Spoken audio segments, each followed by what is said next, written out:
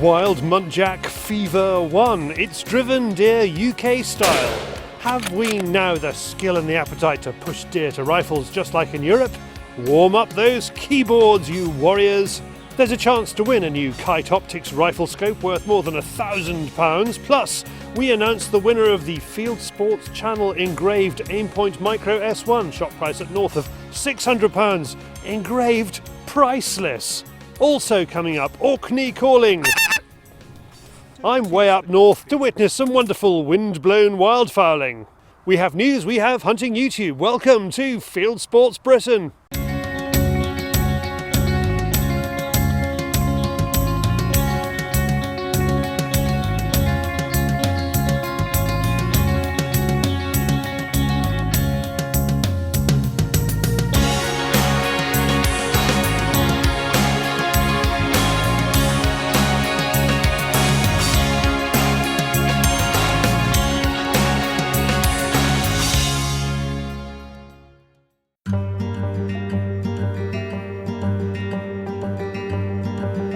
Why don't we do driven shooting in the UK? We're not talking winged game, we're talking big mammals, deer and possibly boar. For our European brothers and sisters, driving animals to guns is a traditional means of wildlife management, but here it's frowned upon. Why? Unethical, impractical, dangerous, illegal? Not unless you use vehicles. And yet lots of estates now do what's described as deer movement days. What's the difference? Not a lot probably, but with a growing number of UK hunters now proficient at driven rifle shooting, we want to see if driving deer, or moving deer, has a place in the UK. A lot more guys from the UK are going abroad and shooting driven game, and we have got some superb facilities coming available over here. You know, I like the fact that we're now able to go out and train on our own soil. Helping us with that is Roy, an experienced driven shot. There's no way that I would ever advocate anybody going out and shooting moving game unless you have done a lot of training and a lot of practice beforehand, because otherwise it is just simply not ethical. We've always had a fundamental drive to go down the stalking route as an effective management tool for deer stalking, but where people are going to now find themselves in situations going abroad or maybe doing deer move days in the UK, then training is there, the training is available. He has partnered up with Aimpoint, which knows a thing or two about driven game. Daniel Adolfsson looks after a few European markets and has travelled from Sweden to take a Tikka T3X alongside Mr. Lupton. Our target species is muntjac. They are tricky to manage in the woodland understory, so we reckon a suitable animal with which to test our theory.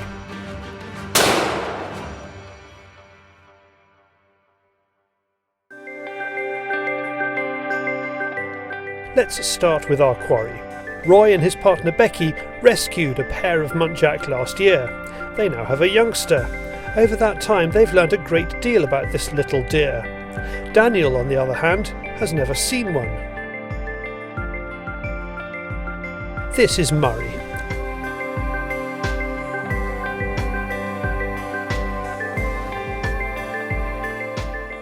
I think it's imperative whenever you're introducing to a new species to do your homework, make sure you know what you're looking at. Oh, definitely, yeah. And especially with what we're doing, because we are going to be shooting the animals coming through to us. Yeah, it's not a big target, so it is a small animal. You've got to keep your shot forward. And again, when you see them running, they're very angular at the front, aren't they? You know, very low when they're running. That's it. They're down and they're going through. So actually going out and having a look at animals before you hunt them is a very good tool if you can use it. Oh, absolutely. I think it's crucial. And if you doubt, the animal that's coming through, you're not sure, it's easier just not to squeeze the trigger. Yeah. One of the other interesting points with muntjac, I mean, you were saying about, are we okay if we're wearing blaze orange, when we're doing the shooting, obviously, but for the beaters, etc. They don't rely on their eyesight anywhere near as much as other deer species. What they'll do is they'll come out, and rather than getting a look at you, they'll just taste the air, taste the air, taste the air. Again, it makes sense when you think that the majority of the time they're in thick vegetation. Most of the time they're not looking more than a few yards ahead of them. Knowing your quarry is one thing, respecting your quarry is another. Safety and animal welfare are vital for this to work. All the hunting grounds have been vetted. We're using professional guides and we are operating the hunt as if we were on the continent. Blaze orange is obligatory for beaters, guns and cameramen. Arcs of fire are explained before shooting. If possible, the deer are to be shot when stationary. Everyone has a radio, and we have tracking dogs if the need arises. Yeah, but that's it. If you guys just set up quickly, because there could be muntjac spilling out there very quickly. We know there are lots of animals here, but we have no idea if the munties will appear in front of us. There are only 3 beaters, so in the wider areas, there's lots of wiggle room.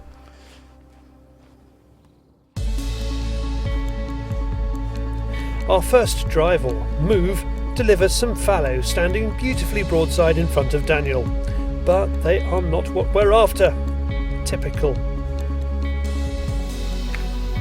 Then we get a moving shooting opportunity, and Daniel's shooting skills come to the fore. Our Swedish guest's first muntjac is an animal running at 50 yards. I saw the muntjac coming over because I was sort of looking over from where I was, and I saw it coming through. I was like, oh, he's in. Did you have any on your side? No, nothing came through. But, sorry about that. No, we were. No, it's all right. No, that was superb watching that. That was brilliant. Yeah, perfect. No, that's good. It's I'm happy that it went well as well. Yeah, no, that's it. But no, congratulations on your first muntjac. That is superb. Thank you. And I mean, that's an absolutely perfect cull doe as well. So you can see she's very heavy in the belly. Yeah. Yeah, so that is absolutely spot on. Yeah, so the chances of her having any dependent young out there is very minimal. So I mean, absolutely spot on. You couldn't have got better than that. So again, I mean, you did well on that. What's that, 45, 50 yards on there? So yeah, it's about 45, 50. Yeah, which is absolutely perfect. Which is what we were planning on, wasn't it? They get really low when they start running. Yeah. No, that's it. They get triangular, don't they? They just boom, head down and away they go. Beautiful little deer. Beautiful deer, absolutely. That's it. And even though it was a tiny target, you still got it well. That was absolutely perfect. It's with the both eyes open and that's spot on. Yeah, perfect. No, that is superb. I'm really, really tough for you. Thank you. No, it's. We just need to go get a few more. Practice. Yes. All right. Superb. Time for cake. Yeah. Come on. For most of the drives, Daniel and Roy stand side by side with their own arc of fire. The next drive gives Roy his first clear chance.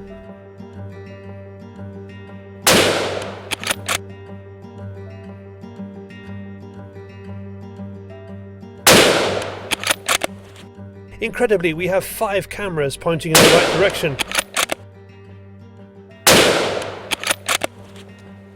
To make sure, Roy connects twice, but the first shot was a good one. Well, that, as they say, is that is the end of a thoroughly enjoyable morning. That was really, really good fun and lovely to be out and be doing it. And it worked absolutely perfectly. She ran through, took the first shot. I was happy with the hit, so I just took a second shot as she was coming through, just a brilliant shot. But she was pretty much done, so we're going to pick her up, and then hopefully tonight we shall prepare a little bit of venison, or a little bit of muntjac venison for Daniel to try. So we've got bucket loads of good lung blood, etc. there, and she's just down here, so that couldn't have worked out any better. So as I say, both shots I was happy with. As I say, I took a second one. As it turns out, definitely didn't need it. She was dead on her feet, but obviously you just want to make sure that they're done and dusted. And again, just an absolutely perfect little day. What did you think of it so far? No, it can absolutely be done. Yeah, they're quite fast. Yeah, quite small, but they can be driven. So compared to wild boar, how would you say? The wild boars, I mean, it's a bigger. Yeah. No, that's it. When you think some of the muntjac are they're really only about the size of the head, aren't they, on some of the wild boar we've seen? Something like that. Yeah, that's it. Absolutely. Who needs wild boar fever? We have wild muntjac running a slight temperature.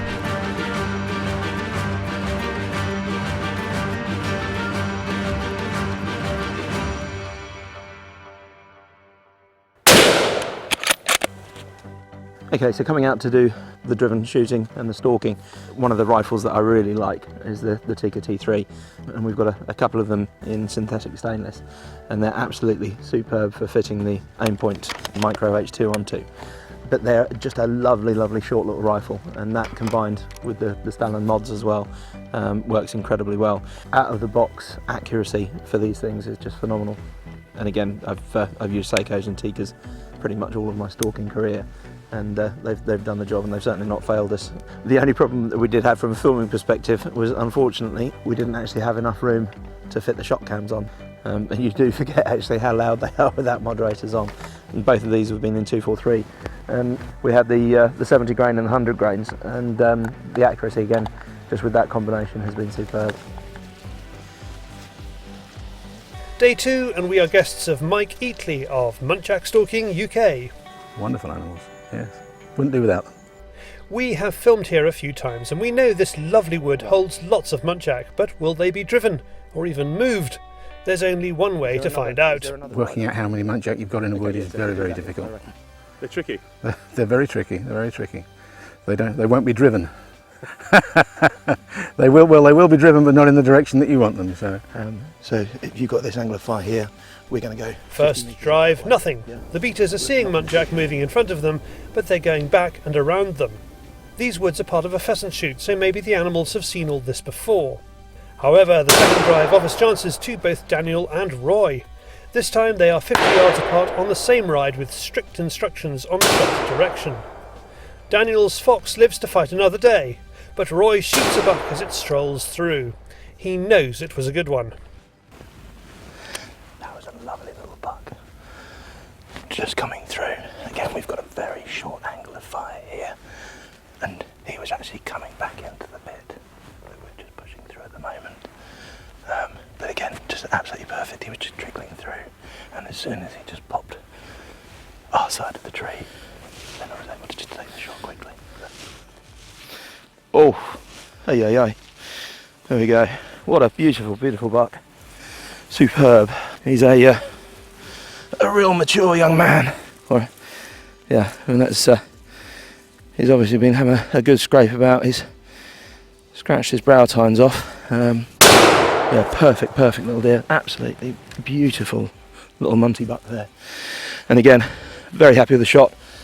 I mean, he was literally just walking through, so yeah, we didn't have to allow for anything on that. But again, just fantastic sight acquisition. Yeah, he was coming through, and as soon as I could see that I had the shot when he was this side of the tree, then we could squeeze the trigger and away. So again, the Aimpoint worked flawlessly there. Obviously left-handed. That one, he's worn that one down. But yeah, couldn't be happier with him. Is he bigger than he thought he was going to be, right? Sorry? Is he bigger than he thought? He's a little bit bigger than I thought he was, yes. Happy days.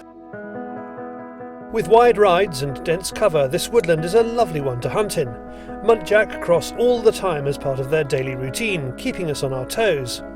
We end day 2 with just the one beautiful buck and a few close calls. And there we have it. That is the end of 2 days of superb sport, and we've had some absolutely amazing experiences. And I'm sure Daniel's had a fantastic time as well, coming over and using the Aimpoint in anger over here. And again, it has proved incredibly effective for doing what we're doing in this sort of environment when you're working within close woodland. When the deer are coming through, it's giving you shot opportunities that you wouldn't have any other way. To our surprise, our hunting doesn't stop there. Our first estate, having now seen how well this has worked out, offers us the chance of shooting some troublesome Chinese water deer, which means a return visit. Typically, Chinese water deer are stalked in open fields. However, they do spend time in woodland.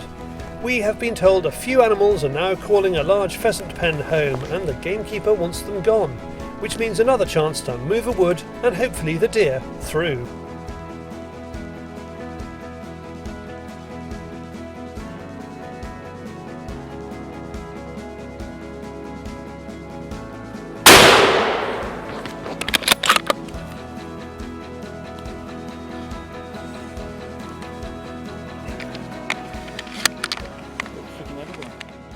Okay, so we've just come to the shot site, and we've got fantastic blood. We've got lung out as well, so again, it shouldn't be too far in here, hopefully. So, very pleased with that one. All right, let's trail it up and see where we are. He has done it again. The outshot is clear. So again, we've got good blood here, and we're probably, 15 yards, 20 yards from the shot. And there we go, just over under the trees.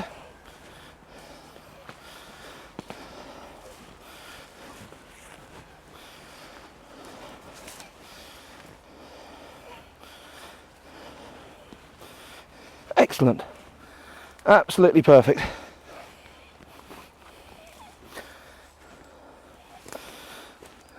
And again, just what we were after. So, lovely little Chinese. And there we go. Absolutely spot on with a shot.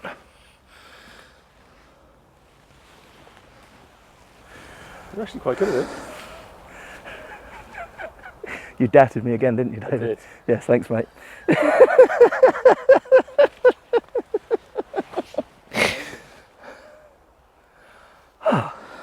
Superb. Can't get better. I mean, that was going pretty fast. Yeah, no, and that was certainly rattling through there.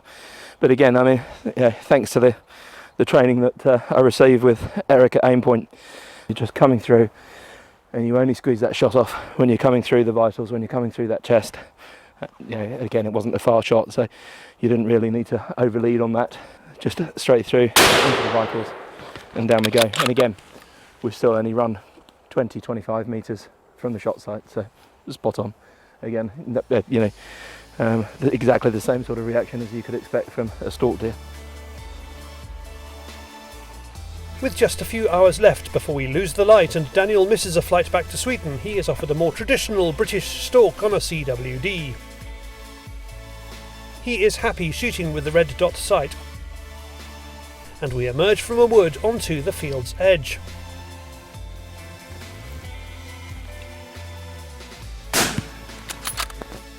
He makes no mistake with the shot. It has been an eventful couple of trips. We set out to see if driven deer or moving deer works in the UK. Why shouldn't it? Rifle craft is developing, we have the animals, we have the ground, but there are downsides too. Is it an effective management tool on muntjac? Probably not. Mike and his crew saw lots trickle back, so there are no guarantees on bag numbers. Commercially, it's a tough call. But was it safe? Was it sporting? Was it great fun? Without question. For more information about the Aimpoint range, go to aimpoint.com. And if you want to stalk muntjac with Mike, go to muntjacstalkinguk.com. Some impressive shooting by Roy and by Daniel there, and a film that probably wouldn't raise an eyebrow if it were about fallow and roe in continental Europe, but it's in the UK and it's about Chinese water deer and muntjac. What do you think? Let me know. Now, from moving deer to moving hairlines, it's David on the Fieldsports channel News Stump.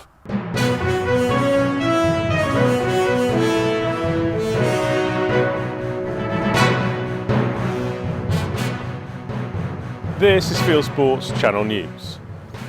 An MP has written to the Home Secretary after an airgun shop opened up in his constituency. The South London Airgun Centre opened in a pawnbroker in Norbury, prompting Croydon MP Steve Reed to lash out at the retailer as utterly irresponsible. He believes that advertising guns in a shop window encourages the use of guns on our streets. Thanks to Andy McGarty for sending this in. A French master of staghounds has spoken out against animal rights violence. Alain Drache received death threats after police ordered him to shoot a stag in the garden of a private house in a village in his hunt country. The incident took place a year ago.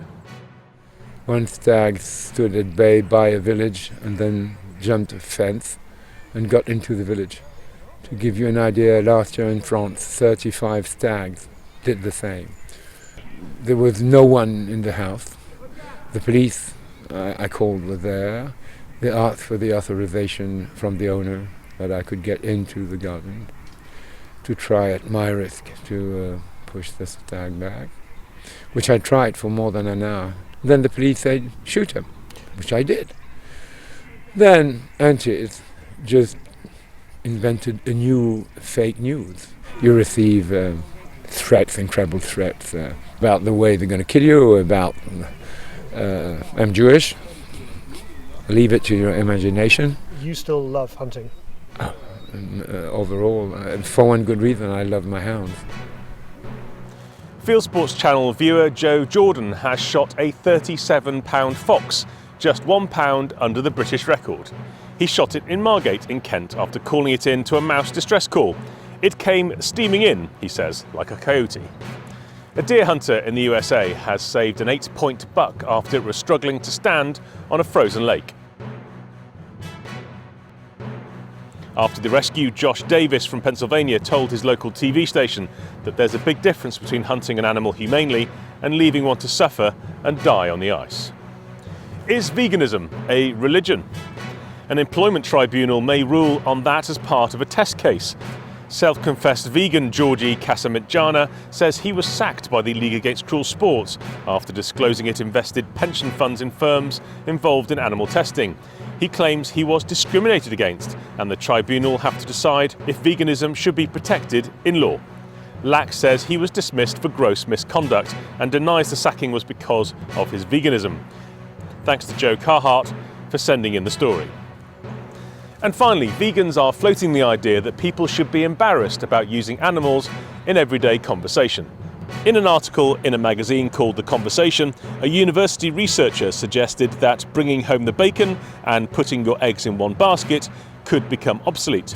She suggests changing killing 2 birds with 1 stone to feeding 2 birds with 1 scone, thus raising the more important spectre of whether to say scone, scone or scoon. Most definitely scone. You are now up to date with Fieldsports Channel News. Stalking the stories, fishing for facts. Thank you, David. Now, last week we showed Tim in rucksack and rifle stalking deer, and we forgot to offer the competition prize that goes with that, a scope like the one he is using, a Kite Optics KSP HD2 1.6 to 10 by 42, worth more than £1,000. Well, you could be in with a chance to win one. All you've got to do is put the words kiteoptics.com into the comments below this video on YouTube or on Facebook or other social media platforms, and we'll round you all up and give it away in a few weeks' time. Next up, Orkney. Is it a goose shooter's nirvana?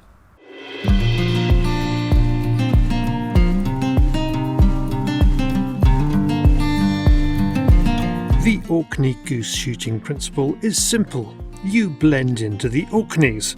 The decoy geese look more like geese than geese do, and when the real geese come, you shoot. It's quite good fun, isn't it? Actually, I've got to be honest. Yeah, fabulous. They come in like aeroplanes as they come in. Absolutely brilliant.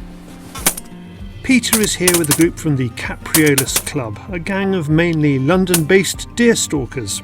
They have flown here to go goose shooting. The Orkney Islands have become, in the last 20 years, a wildfowl paradise. It's difficult to know, isn't it, when you've got 4 guns all shooting, as to whether you're responsible for the shot or not, whether we're all aiming at the same bird or not. I'm saying we all hit the same bird. We hit 2 out of the last flock, and yeah, that's quite good because we're only getting started, so I'm quite happy with that. Of course, you've got us a little bit out of our comfort zone here, haven't we, being deer stalkers normally. Goose guide Steve Rogers is looking after the Capriolas Club group. I chat to him in front of a field of Orkney geese. They'd be greylag geese, which are the main ones here. We've got a resident population of, a conservative guess would be around 12 to 15,000, and at best I think the migrants peaked a few years back at around 60,000, so they're a big problem for the local farmer. Oh look, they've all taken off. Yep, they're up. Isn't that an amazing sight? Beautiful, something that never tires. Yeah, love it, just watch it. I could watch it day in, day out, all day. You've got the greylags here. Do you have other species here as well? There is a few barnacles about. We get the occasional white front up in the north of the Isles, and pink feet migrate through as well. We get a few pink stop, but the majority of them pass on through onto the mainland. The geese here, when they're eating, they pull the grass by the roots as opposed to just nibble off like livestock does. When they're pulling it up and they're paddling it in, you can see black areas on the field where they've actually made the mess from that. Obviously, with such a short growing period and such a short summer up here, the grass is essential for the farmers to feed the livestock on. With all the geese damage done, plus the mess that they leave behind, there's a serious problem up here for the farmer. The islands, as well as their geese, have a profound effect on our guns. Here is Capriolas Club member James Schneider. It's a very unique experience. The shooting's been excellent, and the accommodation is very nice. The barrenness is something that really I find incredible. It's a very extreme landscape in that sense, but very dramatic in terms of the birds flying. It's lovely. Steve devotes his life at this time of year to geese. His day starts early. He is out before first light, setting up decoys and hides, giving his guest guns the best chance he can. The idea of a morning shoot is you get the decoys out to encourage the geese onto the feeding fields from where they've been roosting at night, try and get them into range for shooting. There's a few patterns that we use, like a smiley face, a gentle curve. My favoured one would be, obviously with the wind behind you, it would be two groups, one to the left, one to the right, with forming a little bit of a horseshoe, with a nice big kill zone in the middle. As for hide building, he doesn't go for the kind of plastic or aluminium kit you buy in shops. 12mm reinforcing bar, it works a treat up here. But no, just the best thing for geese is keep it natural, keep it simple, but keep it plenty of cover and keep still. Steve is big on calls. He has a call for every Orkney occasion. His greylag call is the grubbiest.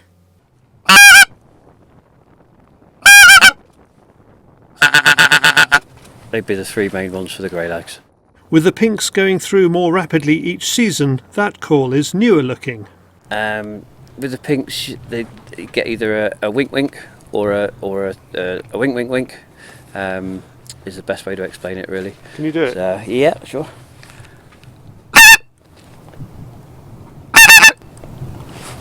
Watch him in action in a hide and you can see how useful these calls are.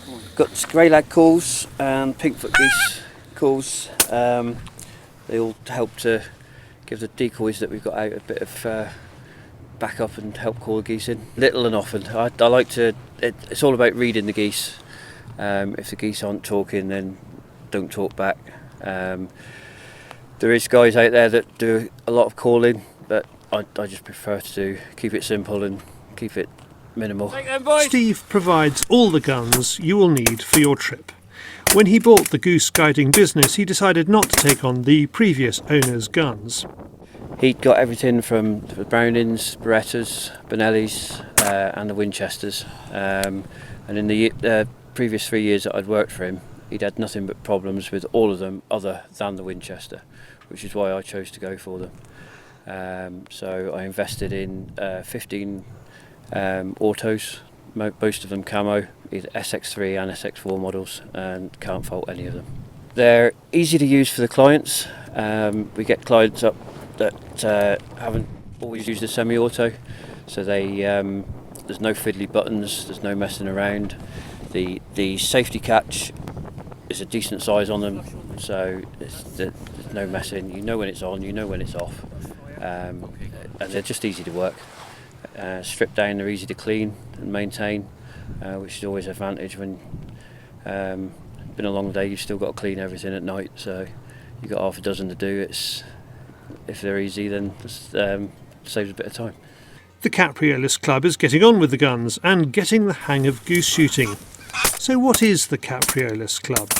It evolved organically out of county deer stalking, and basically it was designed for deer stalkers and actually those that sort of hunt large game as well, and it was designed specifically for them. But of course, we're not just deer stalkers, we do a bit of shooting as well, and that's why we come along on these sort of occasions for goose and duck.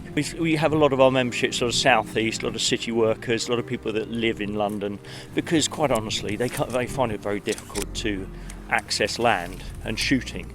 And really what we're there to do as a club is to help facilitate shooting for those guys and girls that otherwise wouldn't be able to get it.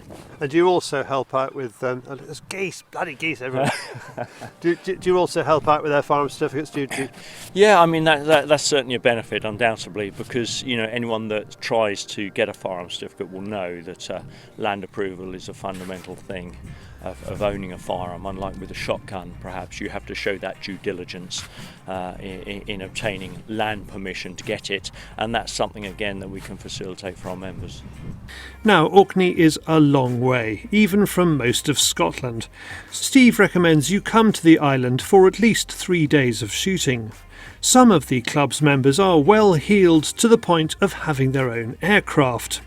If you have a private jet, do you use it to go to some boring meeting? No, far better to go to the Orkneys, so that's what they have done. Really great fun. Yeah, fortunately, some of our members are lucky enough to have these sort of means of travel, and they're passionate about shooting, and for goodness sake, why not use it? It's a great way of coming straight into the Orkneys as well, because within an hour and a half we're here, and we can make the most of what has been absolutely some fabulous goose shooting. I am only with them for a full day's shooting, and the evening holds the promise of more geese and some duck.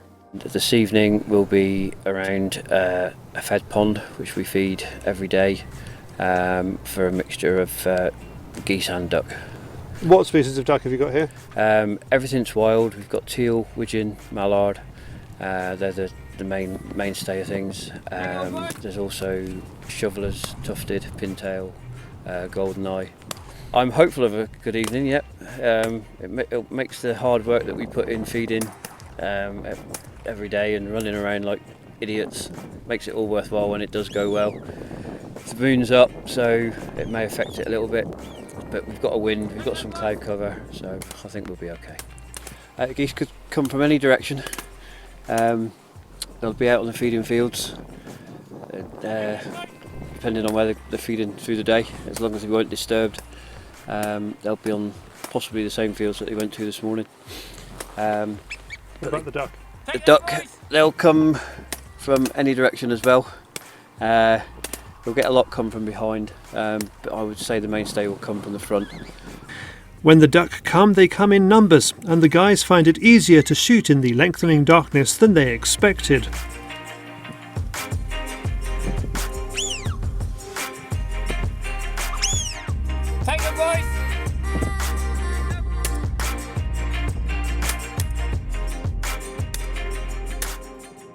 It's a huge success and includes for Peter a very special goose. So we had some terrific shooting. It's very, very difficult to gauge, Charlie.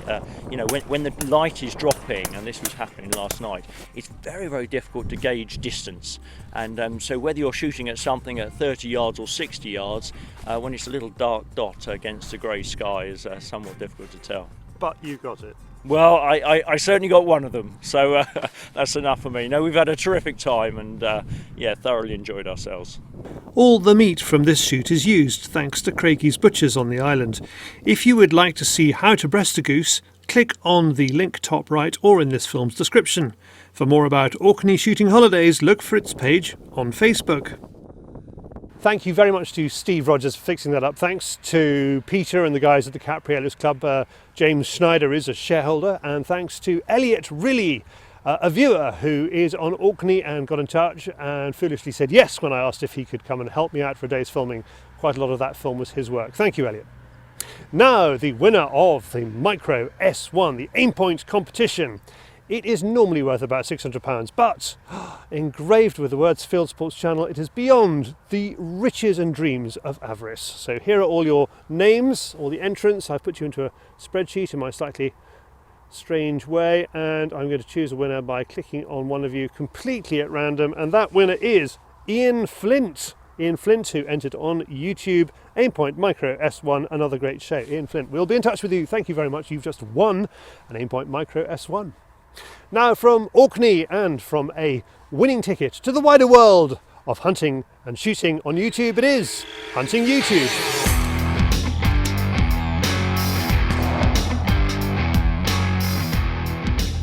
This is Hunting YouTube, which aims to show the best hunting and shooting videos that YouTube has to offer. Andrew Reynolds sends me a new lamping video, which he says is by far his best one for quality. He's working a Saluki Collie cross called Lass. With guns and in daylight, Howie Halliday sends me this video of himself, a friend, and his 2 spaniels hunting rabbits in New Zealand. Staying in New Zealand, Clay Tall's Stories is a righteous former winner of our Hunting YouTube Awards, which are coming up at the end of the year. Here is Dayla going about bringing in free-range hare and rabbit for the pot. With With an empty freezer and Christmas fast approaching, it's time to get serious and chase the meat of kings, says Bolt Action Productions in Australia. He puts out a film called Venison Run Red Meat. The US public land whitetail buck season has just happened when large numbers of Americans go out to get their buck. Public land success, bow hunting whitetails by Team Radical, has bow hunter Nate putting down a good animal in Illinois. The European-driven big game hunting season is underway. Here is Monteria in Castilla-La Mancha in Spain by GoPro Hunter. Robin Hood Hunting Agency in Poland offers driven wild boar. This is its sizzle reel from its November 2018 programme of hunts. And finally, pheasant shooting in Serbia. Wild Serbia is out with friends in Kene in the north of the country just upstream from Belgrade. That's it for this week. I've put all these films into a playlist for you. Click on the I symbol top right or check this film's description. If you have a YouTube film you would like us to pop into the weekly top 8, email me the link, charlie@fieldsportschannel.tv. Well, that is it for this week. If you haven't done so already, please pop over to our website, fieldsportschannel.tv, where you can click to like us on Facebook and on Instagram. You can follow us on Twitter, you can subscribe to us on YouTube, and best of all, you can pop your email address into our register page and we'll contact you about this show. Field Sports Britain, it's at 7 p.m. UK time every Wednesday. Plus, there is still time to back us. Become a member of the Field Sports Nation. Go to fieldsportschannel.tv/shares. because the first round is ending quite soon, and you can get some lovely kit for Christmas there too. I will see you next week. Good hunting, good shooting, good fishing, and goodbye.